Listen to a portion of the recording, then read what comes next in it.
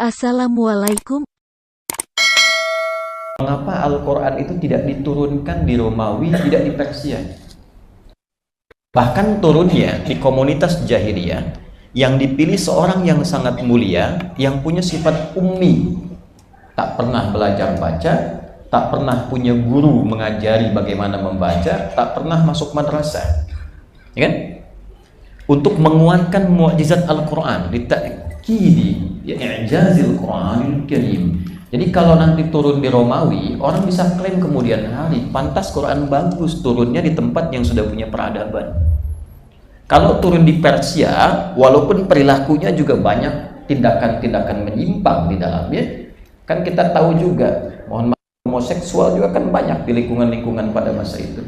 Ya, Romawi, Persia juga banyak persoalannya. Tapi kalaupun sempat turun, boleh jadi orang akan mengatakan pantas banyak yang hebat di Quran karena turunnya di Persia. Tapi turun di tempat yang boleh dilihat peradaban tidak muncul, wilayahnya seakan seperti terisolasi walaupun orang datang ke situ untuk berhaji. Kemudian situasi masyarakatnya tidak mudah, dan turun di situ untuk menunjukkan pada dunia, inilah istimewa dan hebatnya Al-Quran. Bisa merubah satu tatanan yang paling rendah di tempat yang paling bahkan bisa dikata terbelakang, yang belum muncul peradaban di dalamnya, tiba-tiba menjadi orang-orang terbaik, membawa peradaban, tempatnya berkah, yang tidak tumbuh di situ pun wujudnya bisa ada. Anda bayangkan, kan itu sesuatu yang sangat luar biasa. Tapi poin yang terbesar adalah Al-Quran diturunkan bukan hanya mengantarkan pada satu perubahan yang melahirkan peradaban, tapi ingin menunjukkan perubahan pertama bisa merubah tatanan masyarakatnya menjadi pribadi yang mulia, jadi baik. Anda bisa kebayang nggak? Sosok yang tadinya keras, memusuhi Nabi sampai ingin membunuhnya, terlibat banyak dalam persoalan minuman keras, sering tantangin orang untuk berduel, itu takluk hanya mendengar awalnya 2 huruf Toha, terhujam pada jiwanya itu. Ma anzalna 'alaikal Qur'ana litashqa. Menghujam langsung berubah. Tiba-tiba jadi orang paling tegas, jenius. Sampai banyak buku sekarang ditulis tentang beliau, Abqariyatu Umar, kejeniusan Umar. Cuma 2 huruf teman-teman, Toha berubah. Antum Yasin sampai Hatam belum berubah-ubah. Al-Kahf tiap Jumat gak rubah-rubah tuh, gimana cari interaksinya? Nah, sebagai pengakuannya dengan turunnya Quran surah ketiga Ali Imran ayat 110 itu jelas, kuntum khayra ummatin ukhrijat linnas. Kalian adalah manusia-manusia terbaik yang pernah terlahir dan aktivitas di bumi.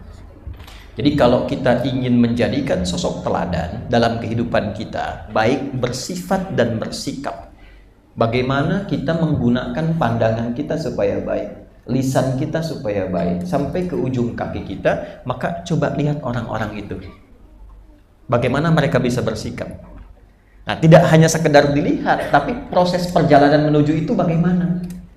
Nah, itulah kemudian kita diberikan Al-Quran sebagai manhaj, pedoman berkehidupan. Jadi jangan melihat begini, ini Umar baik, nah proses menjadi baiknya bagaimana, ayat apa yang didapatkan oleh Umar, yang dipelajari bagaimana, bagaimana itu membentuk karakter Umar sehingga menjadi demikian. Kenapa karakter Umar beda dengan Ali, kenapa Ali beda dengan Utsman, kenapa Utsman yang sesama profesi pebisnis beda dengan Abdurrahman bin Auf, dan kenapa Bilal tidak berminat seperti Utsman. Allahu Akbar, Allahu Akbar. Begitu selesai Nabi komen. Ya, kan rumusnya gampang. Kalau Nabi komen tinggal likes and subscribe. Tak perlu dikomen lagi kan? Ya, kata Nabi, saya mendengar au kama qala, telapak langkah kaki di surga. Tuh. Bilal langsung ngambil kesimpulan, saya adzan aja udah ada di surga, jaminan Nabi. Ngapain saya ke Utsman? Ya, tapi bukan berarti tidak istimewa. Utsman istimewa.